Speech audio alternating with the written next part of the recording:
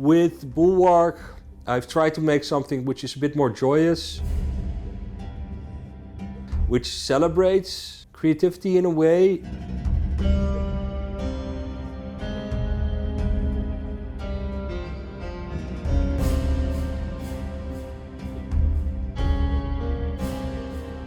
For years I've had this fantasy about a game where it takes place in a proper 3D world, in an open world where distances are correct and you have this space you fill in.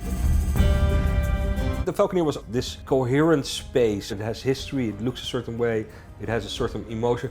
It's super important to me. So when I wanted to make a builder strategy game, that sense of place would be central. And then the place I picked for it, which is the same place as the Falconeer, an ocean world with tiny slivers of land, all these rocks sticking out. It doesn't have a lot of space. And everything is vertical. People fly on giant birds. There are airships. The wars are fought by and large in the air. So this is a vertical world. There's always a mathematical structure, and it's often a grid or some sort of hidden grid or something that's fairly flat. That wasn't going to work. And the thing I came up with within that was a spoken wheel, or like a flower system, where you build a tower and then you expand the tower and then you build another tower and connect with a wall. And if you build 4 towers, you have a castle, and around each tower you expand. I don't think I've seen that in any other game in this way, where you take that one tower and it grows from a single wooden, rickety watchtower into a giant, multi-storied, sometimes up into the sky size tower, and then connect that to other towers, and then you're building the infrastructure. When you're doing a conventional builder, you have this interface that's on top of the world. With buttons, I'm building a tower, I'm building a wall, I'm building a barracks, a stable, a mine, a wood mill, whatever. You're clicking on top of it. So you're looking at your mouse, clicking barracks, and then clicking on the world. So your relationship with that world is not one of embodiment of being part of that world, but you're controlling it as a god perspective. And you're controlling the interface on top of it. And that is contra to what I said, where I want you to have that sense of space. So you had to have an avatar in the world. So for the Falconeer, that was a guy on a bird, and now it's a tiny rigid airship. And you fly that around so you can get up to other islands. And once there, you go to a building mode that allows you to build freely on those islands.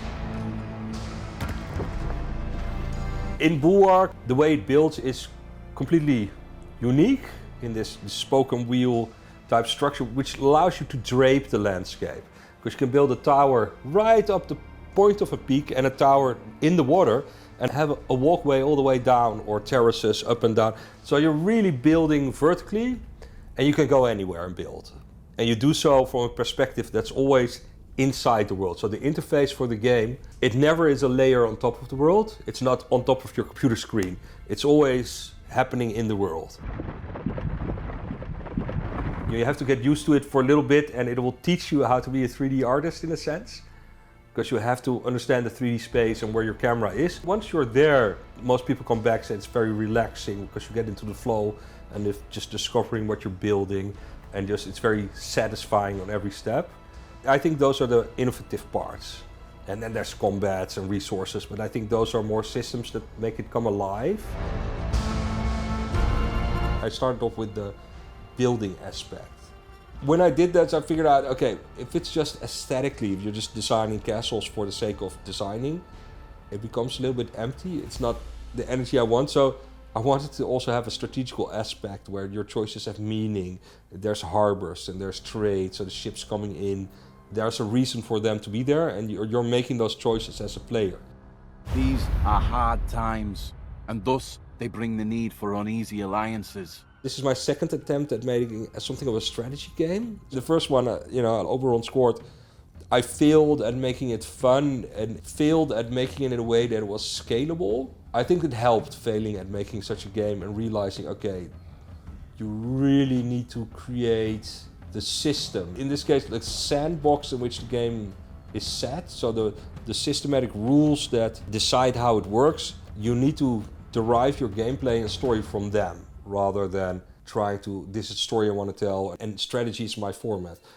I got really stuck in that. So for Bulwark, I had a better sense that The systems around it should be the whole thing. It's fairly story light and goal light, because it's all about the systems of the world. A true sandbox, if you will. The Imperium greets you. To what do we owe the pleasure of an actual airship visit?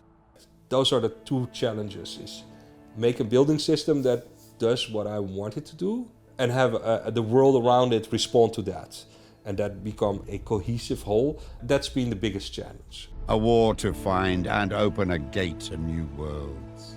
A war that destroyed more than we could ever have imagined. There is nothing left for us. Our fellows are gone. The gate now destroyed. No escape. The releasing of a game, it's on every level the most unattractive part.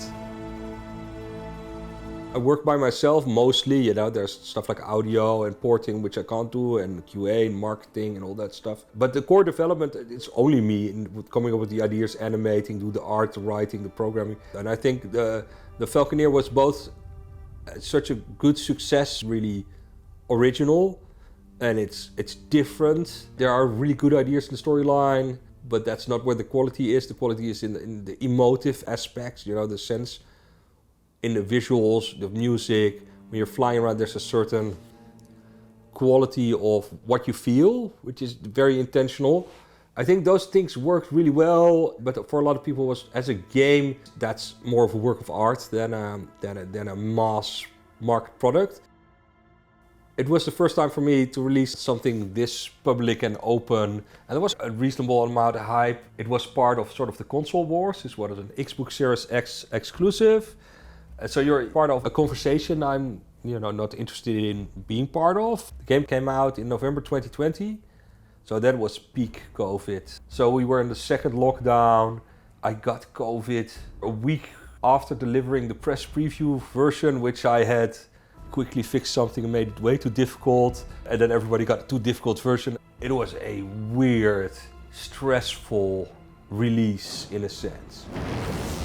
And then you get all these people for the first time talking about the game, loving it, hating it, you know, pointing out every flaw. You go, oh my God. I don't think I was prepared for that. Getting ready for Bulwark after the Falconeer, I want to approach this differently and make it a more comfortable process to create it and to release it. For someone like me, the game is never finished because I just like enjoy creating stuff. I think there's a discipline involved where you just have to say, this is the date, it's got to be done. This is when it needs to be out. We're going to wrap it up now. That's still going to take a year. That is the worst year where you start about the practical stuff. Okay, so you need to do all the cleaning up, get all the mechanics connected, slowly work towards the end, but also think about, you know, okay, someone needs to come in and help with porting this to another platform. We need to think about achievements, we need to get testing done, localization, and things become all work and no fun. It's the part which I don't like, because all the potential is already explored. What helps when you're in that final phase is have people play your game, be enthusiastic, because you need other people to sort of push you through the hard parts. So for Bulwark, I said to Wired, I want this out in the world, and I don't want to do early access, because then people are paying for your product. And what I remembered from modding, people were happy and with really positive vibes and sense of community. I wanted to go back to that. So I said, well, can I abuse the demo system? So normally a demo is either a prologue or a finished bit, and it's to promote your game. So I'll make the demo, we'll do it really early, like a year before release at least. And we'll run it for like 8 months, and I'll update it every day. Every new feature, I'll just chuck it in there. And that was confusing for people at work, but it works fantastic. You got lots of feedback. And then there's human interaction. People, oh, I'm liking this game, but the controls on this. Or can you add this? That's also exciting in a way. So I replaced the excitement of my own personal journey with this sort of shared journey where everybody's part of the story with me and they're trying it out. And if you make something worthwhile, that's also, if it's not worthwhile, you won't get that sense of community because people go, yeah. So that's also sort of a validation of what you're doing and taming that beast of insecurity. You know, is this game worth it? Well, let other people have an opinion. We have done well. It is time we started being more ambitious. And for me, it's enjoying or working for your audience. because then you get some of the rewards and that'll keep you going. Within my box, I want to be alone, but that box is not super big. You need help, especially the smaller you are. I enjoy working with people on topics sort of on the outside of that box, like marketing and stuff. So that's why I work with Wired Productions. And of course, when Bulwark came along, there was no question it would be the same publisher. And the way we work is that mostly via Discord. And there's a producer, John, at Wired, who is the producer for the games, who makes sure everything's submitted, talks to Sony, talks to Microsoft, gets achievement integrated. And while I'm just building the game, he'll be doing that and then doing all the testing. All the people that are involved to get my crazy vision out there, there's a few more than myself. And it's good to acknowledge all those people.